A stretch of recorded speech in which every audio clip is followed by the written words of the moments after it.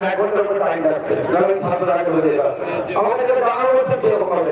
ছাত্ররা এখানে পৌঁছে যেতাম কিন্তু দুঃখের বিষয় 20-25 মিনিট চলে লেগেছে সেই জন্য আমরা এখানকার ভিতরে ধ্যান কাজ করা ছিল। আচ্ছা আমাদের মধ্যে এসে উপস্থিত হয়েছেন আমি এখন উত্তর বলবো আমাদের মাহি ভাই তো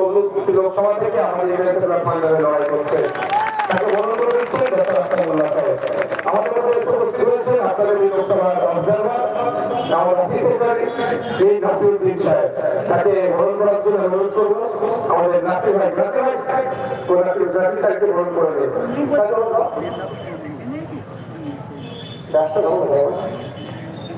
দেখুন আপনারা উপস্থিত হয়েছেন কিসের জন্য নতুন করে বলতে লাগছে না আমরা এখানে 16 ভোটার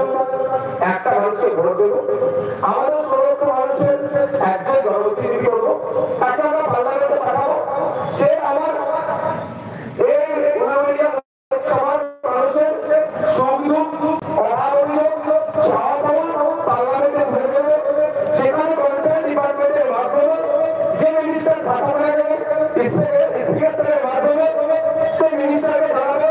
শাসক পক্ষকে জানাবে এই মাননীয় লোকসভার মানুষের সমস্যাগুলো নোটিশ করলে অ্যাড্রেস করলে ওখান থেকে সমাধান হবে। এই জন্যই সর্বপ্রথম কাজ আমি মনে করি একজন জনপ্রতিনিধিকে পার্লামেন্টে পাঠাবো। দ্বিতীয় কাজ যে সরকার পক্ষ যে বিলগুলো নিয়ে আসবে নতুন বিল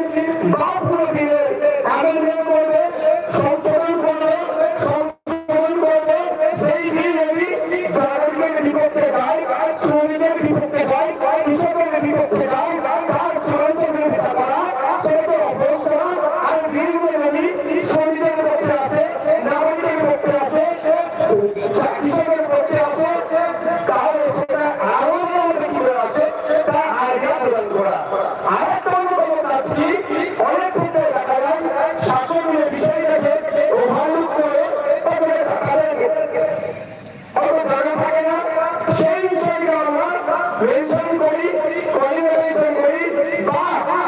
প্রাইভেট রিয়া করে আমরা শাসককে জানাই। এটা হচ্ছে একটা এমপির কাজের মধ্যে বেশ কিছু কাজের মধ্যে গুরুত্বপূর্ণ কাজ এইগুলো সময় স্বল্প